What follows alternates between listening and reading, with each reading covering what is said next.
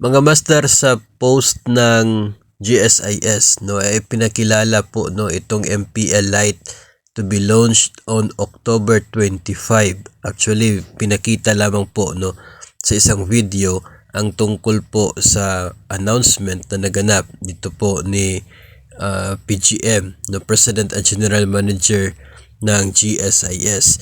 So, by October 25, mag-launch ang GSIS nito pong MPL Lite.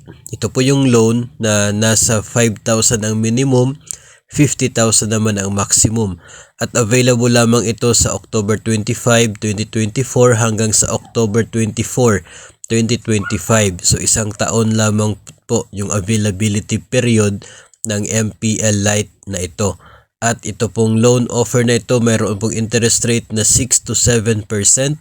At mayroon pong maximum term na 24 months or 2 years. So, ito po ay isa po sa mga offers ng GSIS na dapat po nating abangan ngayon pong October 25 para po sa dagdag pa ng mga impormasyon tungkol po sa loan offer, kung sino-sino po yung eligible at kung ano pa po yung other na mga condition para po sa loan na ito. Pero yung nakikita po kasi natin, kung 50,000 yung maximum, 24 months yung maximum term naman, ay mabilisan lamang ang loan na ito.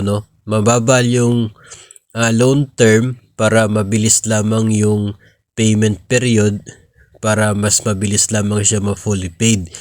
So ganun po yung purpose nito ng GSIS. Meron naman po silang loan na mahabang term, yun po yung MPL. Dito po sila ngayon sa short term kasi mayroon naman talagang mga borrowers na mas prefer yung lower term para mabilis lamang ma-fully paid ang utang at mabilis lamang na babalik sa normal yung kanila pong net take home pay. So 6 to 7%, hindi pa po malinaw kung sino yung mga merong 6% na interest rate at sino po yung sa 7%. Yun po yung isa sa mga dapat nating abangan ngayon po October 25. So, patuloy lamang po tayo mag-monitor nito. Wala pa naman pong update tungkol po doon sa expanded MPL. Ito munang MPL Lite muna mga master ang magiging bagong loan offer ng GSIS. So sa nakikita po natin sa kanila pong post ay hindi po ito available over the counter. Pwede po lamang itong ma-avail through the GSIS Touch. So abangan po natin yan.